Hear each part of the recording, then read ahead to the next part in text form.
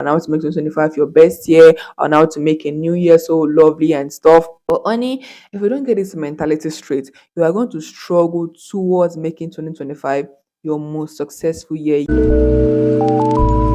I just like got this inspiration like earlier today, and it's like what has been going on in my mind, and I've been thinking about it for quite some time.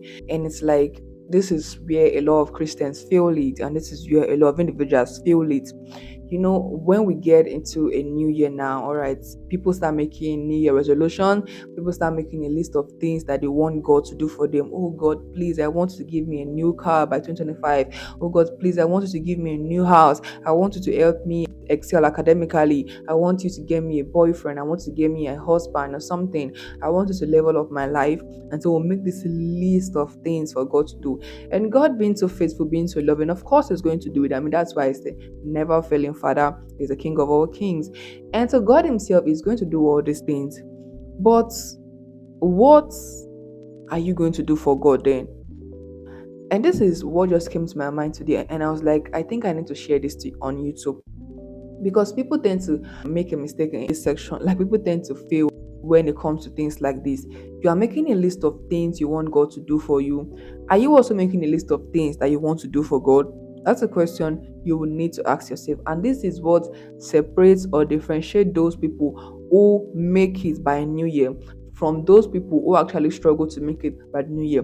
Because those ones who make it by the new year have discovered the secret, have discovered this recipe, and so they do everything on it. They practice it, and that is why you start seeing them performing wonders and doing things well by the new year. And you are like, oh God, why am I still stuck in this process? It is because you are always asking God to do things for you.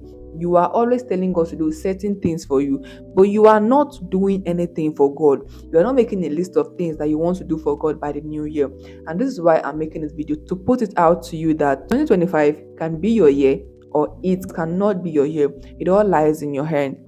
I mean, I'm sure you've been watching series of videos on how to make 2025 your best year, on how to make a new year so lovely and stuff. But honey, if you don't get this mentality straight, you are going to struggle towards making 2025 your most successful year yet.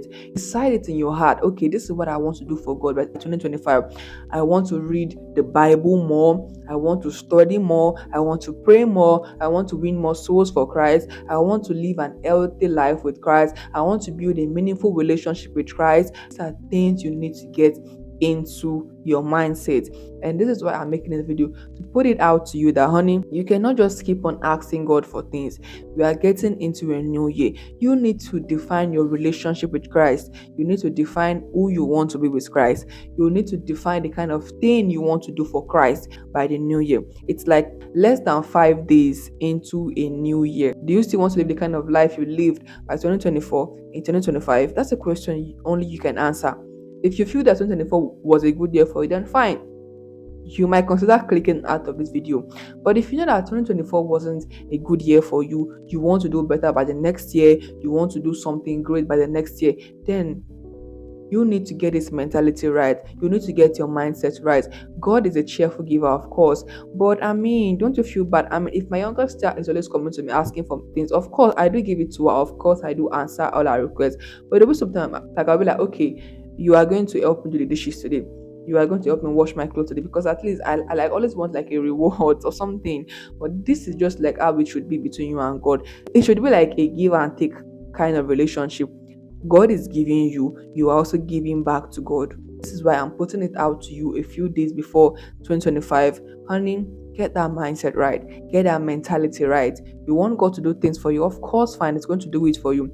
But make a list of things that you want to do for God. And not only making a list of things, I want you to also make sure you do those things, because that is going to make your year your most successful year yet.